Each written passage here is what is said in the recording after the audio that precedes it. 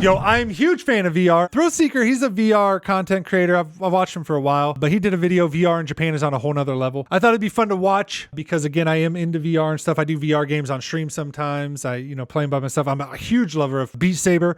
I use it as a form of exercise, cardio and stuff. I don't play it enough, admittedly. It's just not quite there to play it, for me, to play it all the time. The headsets need to be a little bit lighter, last a little bit longer, a little bit clearer picture. Like, they're almost there, but...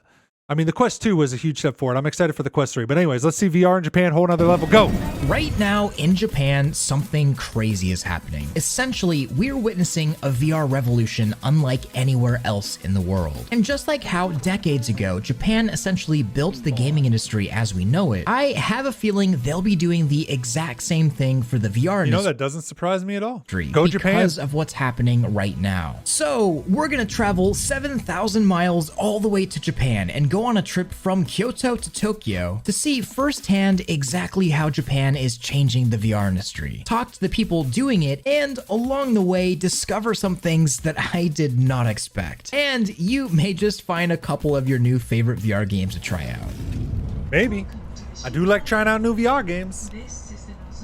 So is this like a vlog though? I mean, I thought it was going to be... Well, no, he does voiceovers. I'm sure it's going to be... You know, I remember we were playing Half-Life 2 that first night. And the little dog kind of came around my corner and, like, you know, hit my leg. And I was kicking it, you know, and I was like freaking out. My body kind of didn't know where one thing stopped and one thing started. And I was just like, wow, VR is going to change entertainment forever. And I think there's still, you know, I still love traditional video games and I love film, I love cinema. But the VR experience is something that's beyond anything like that's ever been done before. And so, you know, as soon as we saw that was coming, we immediately switched gears, and I was just like, we've got to do a VR game. Yeah, man, VR is going to take over the world. Again, I think it still has, I mean, just like a lot of other tech, I mean, you know, some of this stuff is years out, but it's definitely one of those techs where you definitely know it's going to be a part of human life. Eventually, it'll be definitely like in the movies, like contact lenses, where they're like AR, VR, like you can go in between this world, like IRL world, AR world, so augmented, like a reality on top of the real world, or full VR, full immersion. And you're going to be able to do that from one headset or one pair of glasses or contact lenses or something that just lets you combine all of them. And I think when we get to that point, that's when things really start taking off. When the devices are so small, so easy to use, so lightweight that people will take them with them and stuff and use them, you know, like a cell phone. That's when I think it'll... This is Jake Castle, a longtime game developer with a pretty insane history. From Nintendo to Sega to EA working on Command & Conquer, he's now the CEO and art and creative director at 17-Bit, a game studio that has made Kyoto its home base. And just a bit about Kyoto. It's commonly known as Japan's cultural capital. Thousands of temples fill this city, giving it a very mythical and spiritual feel. And just about anywhere you look, you'll see how much Kyoto has inspired Japanese media and games even. I mean, I almost ran into the very real spider that is the Skulltula from Legend of Zelda. And even Nintendo's original headquarters are only a couple miles away from here. That's pretty cool. I have always wanted to go to Japan, man, you know, to Tokyo, like... But this place those are the two, Tokyo and Kyoto are like the had two a places. Massive inspiration on 17-Bit and their VR game Song in the Smoke, a mystical survival game that I've recently kind of fallen in love with. And walking around the Higashiyama district forest and then playing their game Song in the Smoke, it almost feels like the spirit of the forest was captured and put into a space that anyone can travel to and experience in VR. It's unique places like this that Japan's full of that have given creators of all types endless inspiration to pull from for centuries. And just a few minutes walk away, we arrive at 17-Bit's humble studio to talk about the transition from making traditional games for years to working on... I never heard of them, so they also probably made the transition because they weren't having enough success in the normal. On Song in the Smoke. And what actually, they could have really popular games. I don't actually know. I was just VR game dev in Japan is like. So the whole team I don't really was mean long-time it. I don't mean in 17-Bit. And, you know, we've got lots of experience making lots of video games. But, you know, going into VR, everything seems, you know, on a surface level to be, okay, we got to do menus. Like, okay, we got to do this. you're not using a controller, you're not using a mouse pad, you're using your hand. So it was really early days for the VR games in general. Everything was new, and it just like you felt like, okay, I'm just starting all over again. It was the birth of a new medium. Everything becomes so much more intimate, so much more personal. Your relationship with everything you're dealing with, it was just a whole new paradigm. And paradigm shifts like that don't come by very often. I'm hoping that people will. It does feel like these paradigm shifts happen more and more frequently as the world goes on. It does seem like things continue to speed up. Maybe that's just the old person in me coming out, but definitely seems that way at times. Give Song and the Smoke a try. Very passionate project that we spent a lot of time putting together.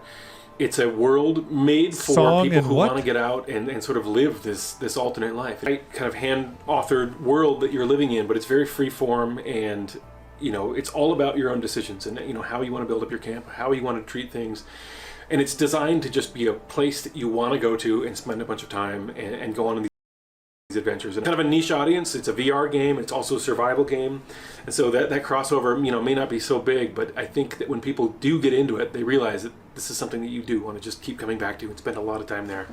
And so we're really hoping that people are going to appreciate this next generation of this game. So I'm pretty sure Japan has the Smoke and what? Song and Smoke? Smoke and most Song? VR game studios out of any country in the world. And it's crazy how dense everything is. Because just right down the street, we get to quickly stop by another VR game studio, Character Bank, responsible for the award-winning VR title Ruins Magus. I've never played that VR title. And where I got to live out one of my all-time dreams. I'm ready to be motion captured. Throwing on a full motion capture rig, one that was even used for the development of the game. You'd think that these studios being in such close proximity to each Wow, that is pretty dope, man. Can you imagine? And look at that. There's not a lot of stuff on that anymore. Can you imagine when those are all built into you just put on a jacket and a pair of pants over your other clothes and boom, you're fully tracked. Weird competition. Although I guess with what Facebook's doing with just the cameras and they're tracking, without having to do any tracking points. I mean, once that gets good enough, that's definitely the way to go where you don't even need a fucking suit or anything. But the nice thing about these suits is you can use them for tracking, but you can also build in, eventually you can combine all the different things that are currently being built. So you could do haptic feedback in the clothes as well as the tracking points, as well as, I don't know, maybe an extra battery pack in it that then has a cord that comes out right here that can plug into your headset. And then, wait, this is actually a really good idea. Maybe I should make something like this. But it's kind of the opposite. AR の業界でも MR の業界でもなく VR だけそういう結構特殊な感じになってます。 So it's almost like a Pokemon rival. For sure, yeah. That's how we have a little bit of a rivalry with my dearest, but we're also good friends. They have that tightness. Let's band together, let's work together, and help bring Japan into VR. Okay, so not gonna lie, I think Kyoto has turned into probably one of the favorite places I have ever been to. Yeah, it looks beautiful in my life. I want to go. Between the thousands of years of history and just the feeling this place gives, it feels like decades of Japanese media suddenly kind of just makes more sense now, if that makes sense. And talking with these VR studios, I don't think they could exist anywhere else. And they're making actually really good games too. But we're far from over with this journey, and I've saved some of the best for last. So let's hop on the Shinkansen or bullet train back to Tokyo. But you know what? First, I think it's time for a random Japan fact. Most places in the world measure the size of rooms by square footage or square meters, i.e. this room is 12 foot by 12 foot. In Japan, however, rooms are measured by how many tatami mats a room fits. These straw mats are standardized by size, so instead of saying this room is 144 square foot, you'd say this room fits 6 tatami mats. Kind of crazy. But now that's funny. Tangent is over, we just arrived in Tokyo, and it's time to head to our first studio, My Dearest. My Dearest. They said they have a rival with them. Well, we're also friends. Let's see. What are they making?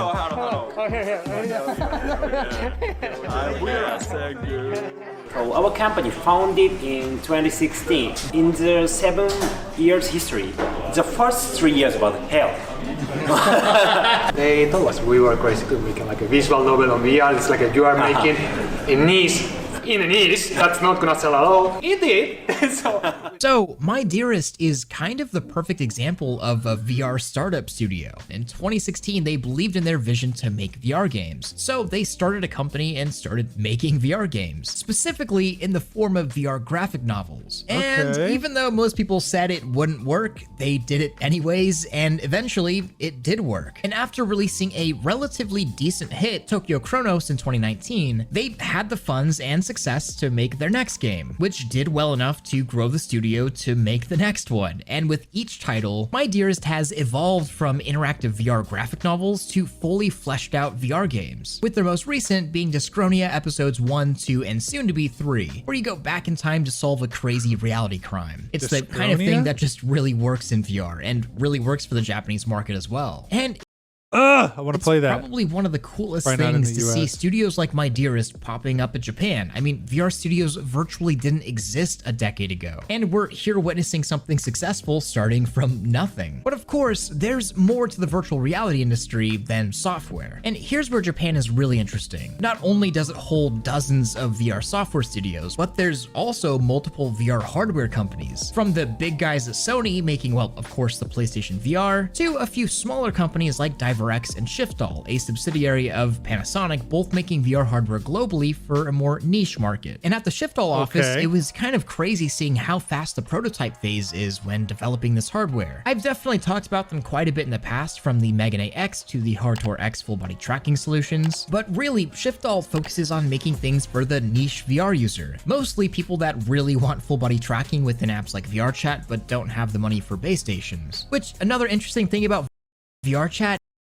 I mean, so this is cheaper than like base stations and stuff to like do to make a whole company that develops this stuff? It is incredibly popular in Japan. Like, so popular that just walking down the street in Tokyo, I ran into a guy wearing a VRChat shirt. Yeah, that's never happened in the States. And a lot of Shiftall's products are for the Japanese VR chatter or VR user in general, including one product that recently got quite a bit of, well, weirdly placed hate online. You may recognize this, the Mutalk, trashed on by many reaction tubers. It's actually built pretty specifically for the Japanese market. Think small apartments, thin walls, and a bunch of people that love to socialize in VR chat all day and night and don't want to keep everyone else up. It's a very respectful society, although it is a very funny looking device. I get why it's gotten so much hate in the West. But it's like a little microphone that keeps your voice trapped inside so it doesn't bother other people? Does have a specific purpose. And just down the road, another company I've talked about before, DiverX, is working on something that not many other companies really smart dare. A Steam VR tracked haptic glove made for not enterprise users but consumers, even if it's a very niche use case. And this is where Japan really just feels and does things so different than anywhere else in the world, especially regarding VR development. I feel like after talking with hundreds of XR hardware and software companies from around the world, so many of them are wrapped up on one of two things. One, making as much money as possible from the enterprise use cases. Jeez, that thing is a huge headset, man. That has to be heavy. Which is totally valid. Defense contracts really do sell. Or two, just making something as mainstream as possible. And that's exactly what's weird about all these companies. Full body tracking, VR gloves, anime VR graphic novels, and survival games in VR are some of the most niche things you could possibly make. But not only is it working, but in their own way, they are slowly and organically.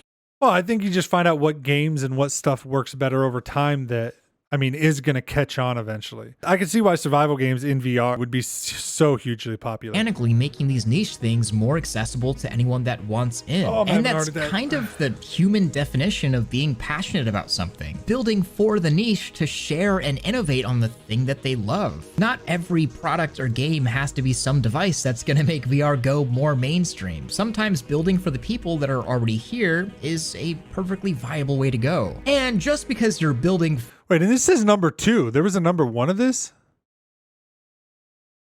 This is, second video in Japan. For the niche doesn't mean that you can't have massive mainstream successes. And a great example of that is, again, right down the road in Tokyo, Hiki, another VR startup that has just raised $57 million in a Series A funding round. And their entire business is building massive virtual events. You may recognize them as VCAD or Virtual Market, and that's exactly how they started. Hosting and curating virtual events within VRChat, eventually breaking 1 million attendees in a single virtual event. Of course, bring in foot traffic and you bring in massive sponsors like Disney. And they're now building VR cloud services to bring these events to even more people. And the weirdest part about all of this— That's pretty cool. I mean, if you can just get the eyeballs, boom, here comes all the money. —is that I went to 2 hardware manufacturers, but then that just shows us that in VR, we're going to have a bunch of ads too.